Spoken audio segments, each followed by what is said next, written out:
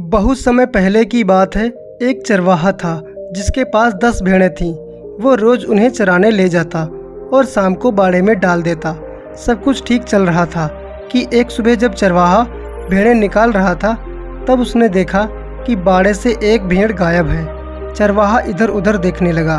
बाड़ा कहीं से टूटा नहीं था और कटीले तारों की वजह से इस बात की भी कोई संभावना न थी कि बाहर से कोई जंगली जानवर अंदर आया हो और भेड़ उठाकर ले गया हो।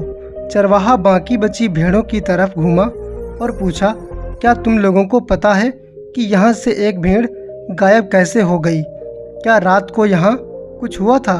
सभी भेड़ों ने ना में सिर हिला दिया। उस दिन भेड़ों के चराने के बाद चरवाहे ने हमेशा की तरह भेड़ों को बाड़े में डाल दिया। अगली सुबह जब वो आया तो उसकी आंखें आश्चर्य से खुली रह गईं। आज भी एक भेड़ गायब थी और अब सिर्फ 8 भेड़ें ही बची थी। इस बार भी चरवाहे को कुछ समझ नहीं आया कि भेड़ कहाँ गायब हो गईं। बाकी बची भेड़ों से पूछने पर कुछ पता नहीं चला। ऐसा लगातार होने लगा और रोज़ रात में एक भेड़ गायब हो जाती। फिर एक दिन ऐसा आया कि बाड़े में बस 2 ही भेड़ें बची थीं। चरवाहा भी बिल्कुल निराश हो चुका था। मन ही मन वो इसे अपना दुर्भाग्य मानकर सब कुछ भगवान पर छोड़ दिया था। आज भी वो उन 2 भेड़ों के बाड़े में डालने के बाद मुड़ा, तभी पीछे से आवाज़ आई, रुको रुको, मुझे अकेला छोड़कर मत जाओ, वरना यह भेड़िया आज रात मुझे भी मार डालेगा। चरवाहा फौरन पलटा और अपनी लाठी संभालते हुए बोला, भेड़िया कहाँ है भेड़िया? भेड़ इशारा करते हुए बोली, ये जो आपके सामने खड़ा है दरअसल भेड़ नहीं, भेड़ की खाल में भेड़िया है। जब पहली बार एक भेड़ गायब हुई थी तो मैं डर के मारे उस रात सोई नहीं थी। तब मैंने देखा कि आधी रात के बाद इसने अपनी खाल उतारी और बगल वाली भेड़ को मारकर खा गया।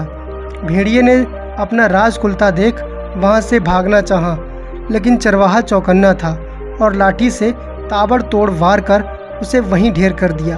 चरवाहा पूरी कहानी समझ चुका था और वह क्रोध से लाल हो उठा। उसने भेड़ से चीखते हुए पूछा, जब तुम ये बात इतना पहले से जानती थी तो मुझे क्यों नहीं बताया?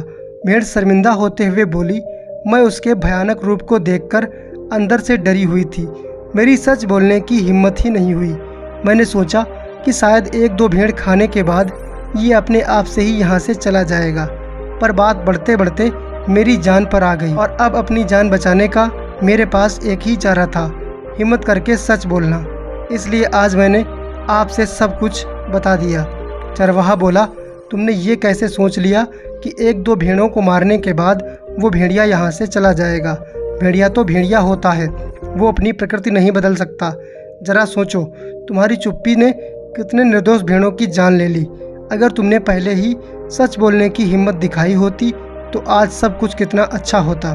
दोस्तों, भेड़ की तरह हम में से ज़्यादातर लोग तब तक चुप्पी मार कर बैठे रहते हैं जब तक मुसीबत अपने सर पे नहीं आ जाती। इसलिए इस कहानी से प्रेरणा लेते हुए हम सही समय पर सच बोलने की हिम्मत दिखाएं और अन्याय के खिलाफ आवाज़ उठाएं। जय हिंद।